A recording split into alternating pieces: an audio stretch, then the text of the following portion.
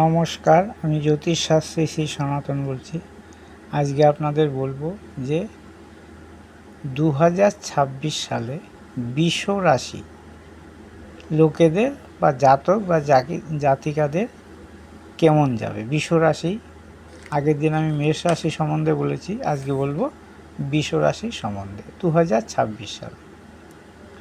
তো এই বৃষ রাশি আপনার জীবনে 2026 সালে কীরকম ঘটনাগুলো ঘটাতে পারে একবার দেখে নেওয়া যাক।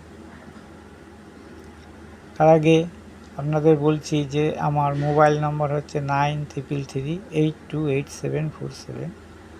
আমার সঙ্গে যোগাযোগ করতে হলে এই নম্বরে যোগাযোগ করবেন। যে কোনো সমস্যার সমাধান অবশ্যই করে থাকি এবং সঠিক উপায়ে সঠিক গ্রহরত্ন, মানে যেই সব গ্রহরত্ন আপনার বাধার কারক হয়ে থাকে বা বাধা দান করছে আপনার জীবনে যে কোনো বিষয়ের উপর, তার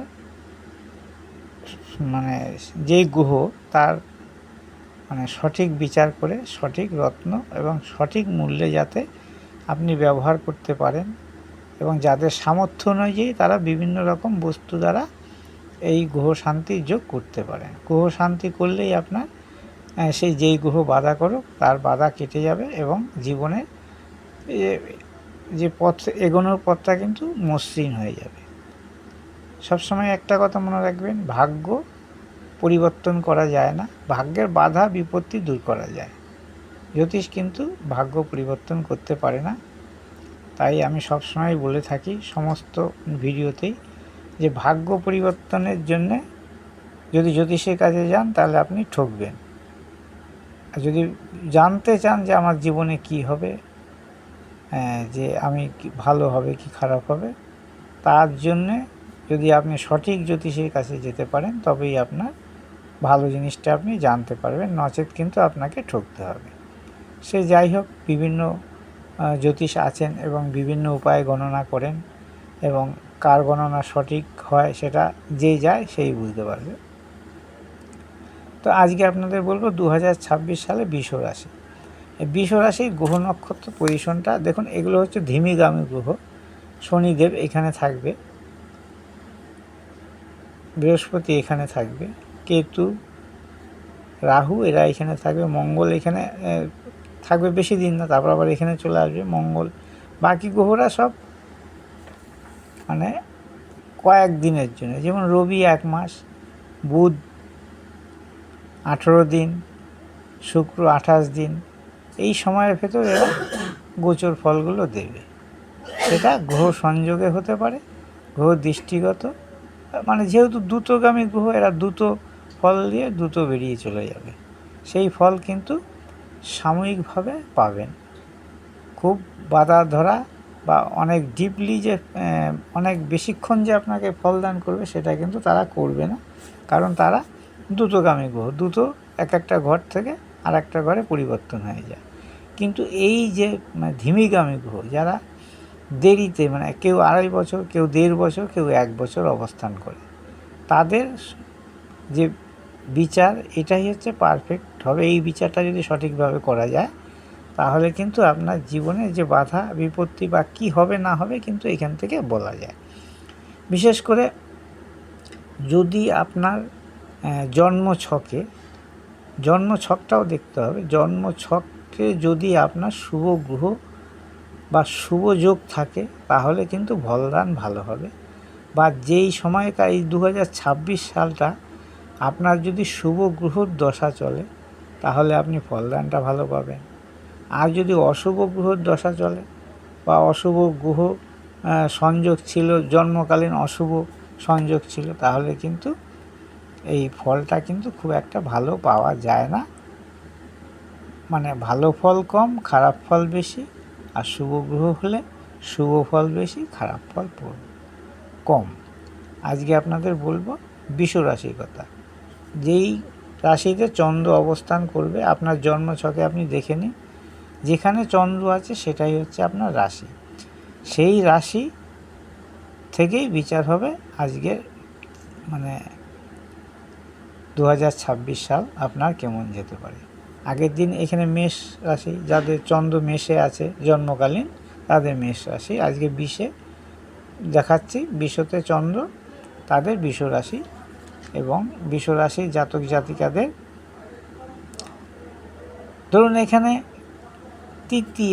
তৃতীয় জায়গাটা দেখুন, এখানে বৃহস্পতি উচ্চস্থ থাকবে, প্রথম দিকেই উচ্চস্থ থাকবে 26 সালের প্রথম দিকে।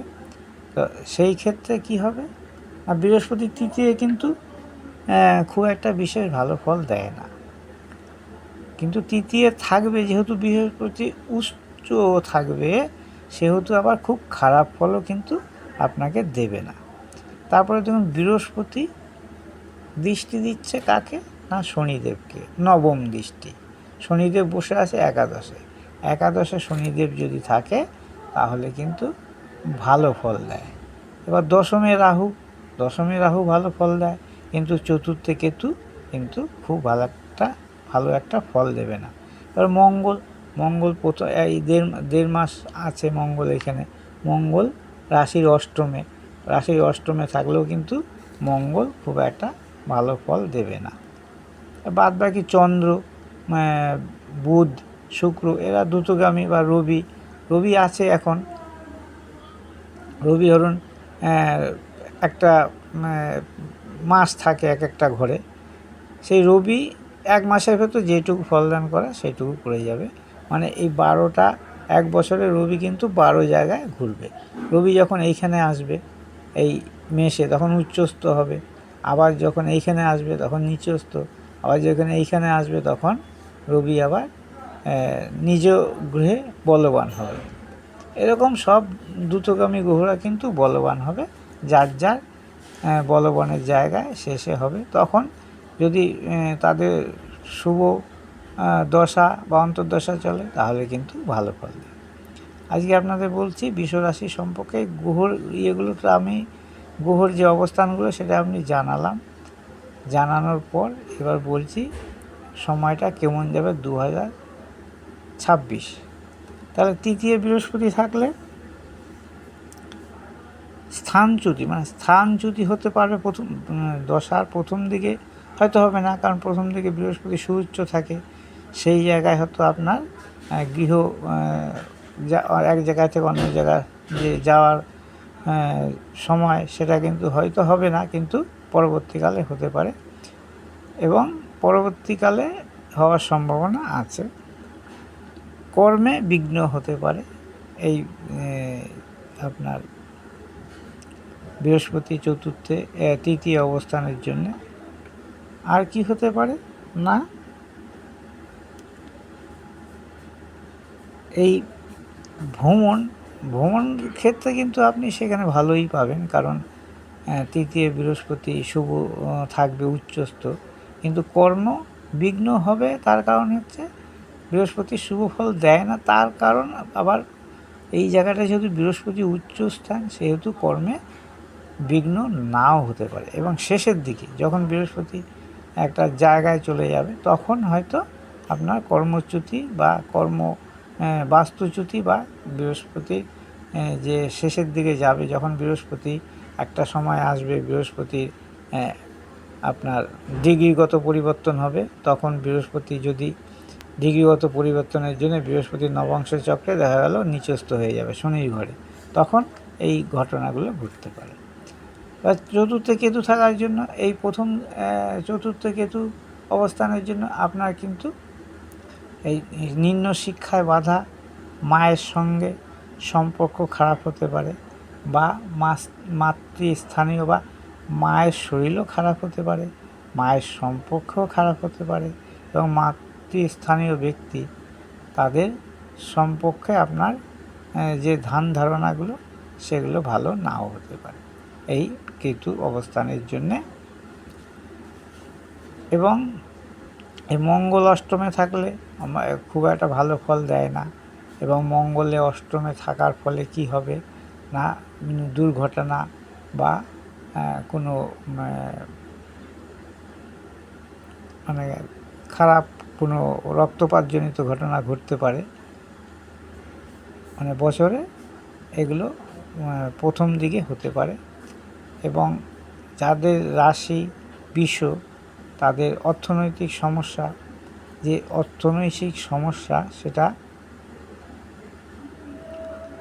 খুব একটা ভালো নাও, অর্থনৈতিক সমস্যাটা থাকতে পারে, এবং এটা হচ্ছে বছরের প্রথম দিকে হতে পারে। এবার যত দিন যাবে তত ডিগ্রিগত পরিবর্তন হবে গ্রহেরা। এবার ধরুন দশমে রাহু আছে, দশমে রাহু থাকলে কি হয় না, যদি শুভ জায়গায় থাকে, গোচরে দশমে রাহু থাকলে কিন্তু ভালো ফল দেয়। সেখানে যারা বিদেশে যেতে চাইছে তাদের বিদেশ যাত্রা হতে পারে, বিদেশে যারা যাবে তাদের বিদেশ যাত্রা হতে পারে, বা যারা পড়াশোনার জন্য বিদেশে যাবে তাদের কিন্তু বিদেশে সাফল্য যোগ আছে রাহু দশমে থাকার কারণে। এবার তার পিতা বা পিতার যে সম্পর্ক, পিতার সঙ্গে সম্পর্ক কিছুটা মানে মনের মিল নাও হতে পারে তাদের পিতার সঙ্গে রাহু দশমে অবস্থান করার জন্য।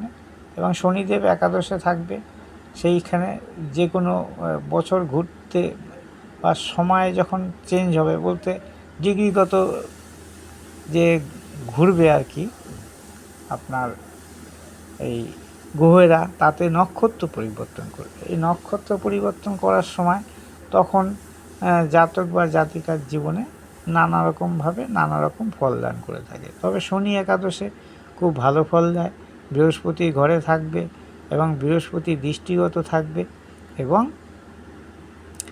বৃহস্পতি উচ্চস্থ থাকার জন্য শনিদেবের উপর দৃষ্টি দেবে, এবং শনি দেবের উপর দৃষ্টি দেওয়া, এমনিতে শনিদেব একাদশে ভালো ফল দেয়, তার উপর বৃহস্পতির দৃষ্টি থাকার দরুন আপনার জীবনে নানা রকম সাফল্য নিয়ে আসবে। কিরকম সাফল্য না, কর্মক্ষেত্রে অর্থনৈতিক সাফল্য, এটা কিন্তু সারা বছর ধরেই আপনার চলবে, কোনোটা কখনো ভালো হবে কখনো খারাপ হবে। মানে গ্রহের যত তারা ডিগ্রিগত পরিবর্তন করবে তত ফলের তারতম্য ঘটবে। এবার শনিদেব একাদশে থাকলে চাকরি যারা করছেন তাদের সাফল্য লাভ হতে পারে, এবং যারা ওই ব্যবসা করছেন ব্যবসায় সাফল্য লাভ হতে পারে, বিদ্যার্থীদের বিদ্যায় সাফল্য লাভ, এবং বিভিন্ন কর্মে কিন্তু সাফল্য লাভ হতে পারে। এবং আর কি হবে না, শনিদেব গোচরে থাকলে, একাদশে থাকলে মানে ধনলাভ হয়, মানে অধিক পরিমাণে ধনলাভ হয়, কর্মক্ষেত্রে সাফল্য লাভ হয়, এবং অন্যের যে ধনপ্রাপ্তি যোগ বলি না আমরা, সেই ক্ষেত্রে ধনপ্রাপ্তি যোগও হতে পারে এই সময়। আর কিন্তু যাদের জামাতা আছে বা পুত্রবধূ আছে, পুত্রবধূ বলতে বৌমা, জামাতা, এবং তাদের অগ্রজ মানে বড় কারো কাছ থেকে আর কি, সেটা ভাই বোন যে কেউ হতে পারে, দিদি, ভাই বলতে যেই ব্যক্তি তার দাদা যদি থাকে, দাদা, দিদি থাকলে দিদি, তাদের কাছ থেকে কিন্তু অশান্তি লাভ হতে পারে। এবং যারা বিবাহিত তাদের স্ত্রীদের যে সম্পর্ক, সেই ক্ষেত্রে কিছুটা অসুবিধার সৃষ্টি হতে পারে এই বিশ্বরাশি লোকদের। এবং সবসময় যে হবে তা না, এটা গোচর ফল, এটা বললাম গোচর ফলের উপরই রাশিভিত্তিক ফলটা বলা হচ্ছে।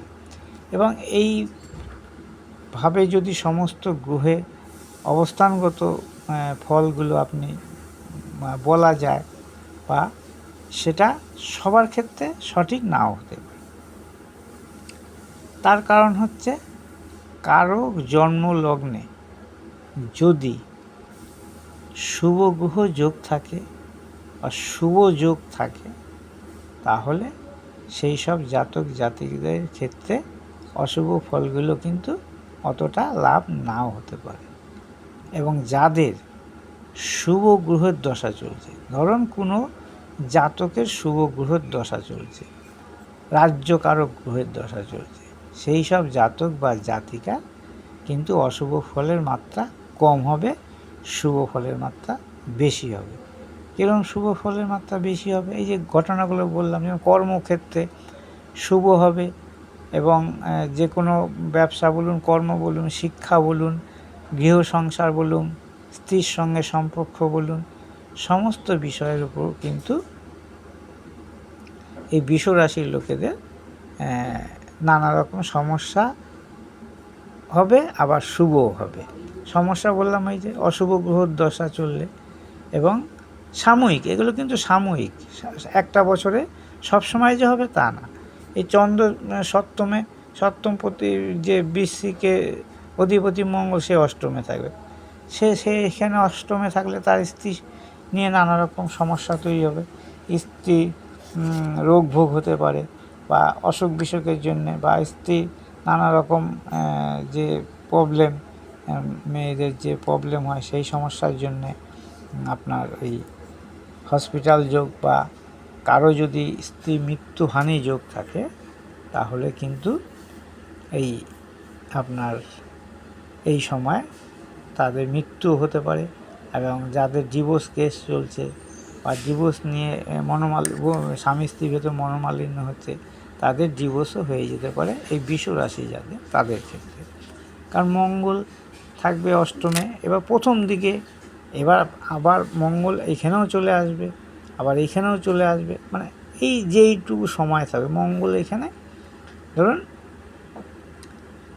কতদিন থাকবে না, 45 দিন। 45 দিনের ভেতর ধরুন মঙ্গল এখন পৌঁছে গেছে এখানে, মানে 45-এর ভেতর হয়তো আর ধরুন নতুন সাল পড়বে, মঙ্গল হয়তো এইখানে চলে যাবে, এইখানে হয়তো বেশি দিন থাকবে না।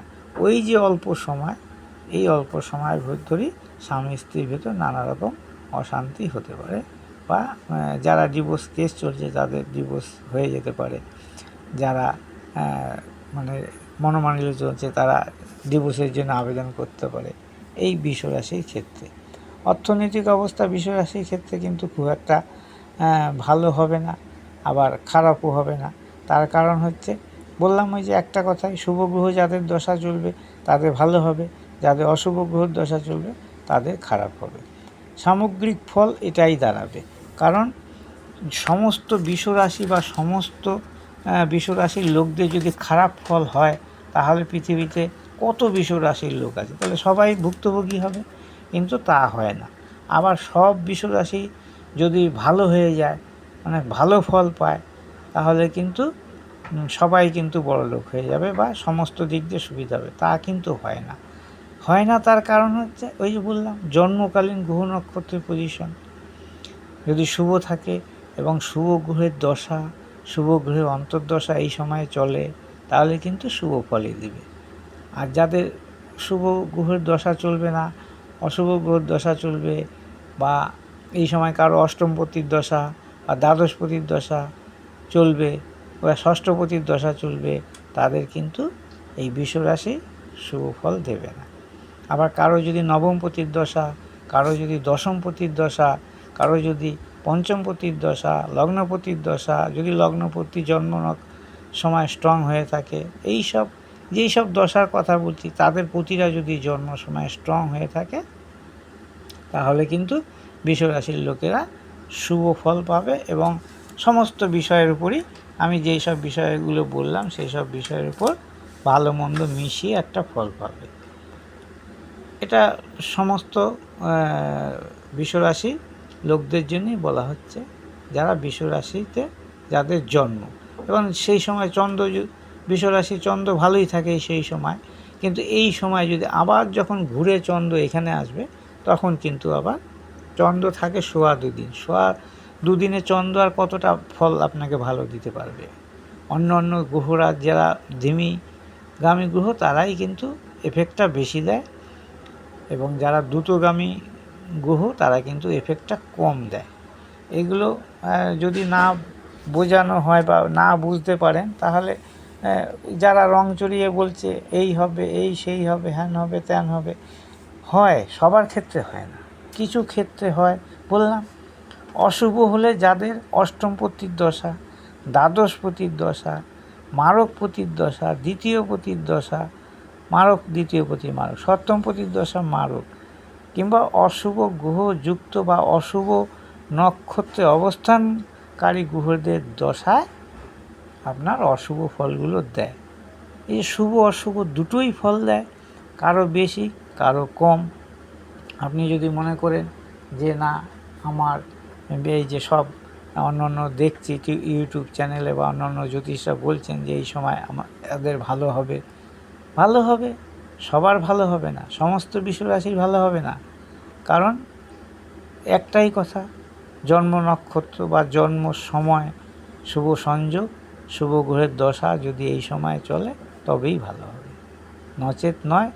মানুষের চলার নামই জীবন, এই চলার পথে নানা রকম বাধাবিঘ্ন আসবেই, সেটা অতিক্রম করাটাই হচ্ছে মানুষের সবথেকে শুভভাবে যারা অতিক্রম করতে পারে তাদের শুভ, যাদের অশুভ সময় আসে তখন তাদের অশুভভাবেই অতিক্রম করতে হয়।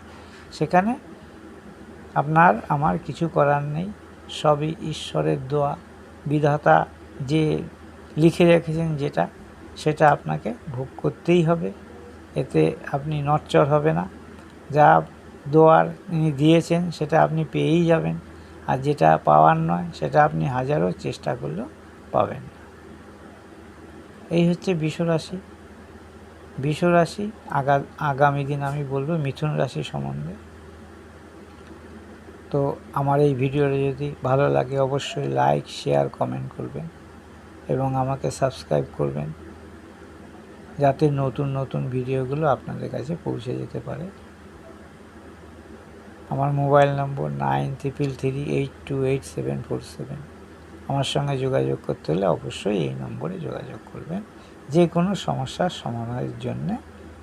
এবং যারা যোগাযোগ করেছেন তারা জানেন আমি কীরকমভাবে বিচার করি, এবং তারা অনেক জায়গা ঘুরে এসে তবেই আমার কাছে এসেছে, এবং তারা এসে যদি শুভ ফল পায় আমার কাছে তাহলে তাদের তো ভালো হবেই, এবং তারা প্রচুর যে তাদের আত্মীয় স্বজন বলুন, তাদের যারা বন্ধুবান্ধব সবাইকেই কিন্তু আমার কাছে তারা পাঠাচ্ছে, কারণ তারা শুভ ফল পেয়েছে। নমস্কার, আজকে এই পর্যন্তই। সবাই ভালো থাকবেন। হর হর মহাদেব। ওম নমঃ শিবায়।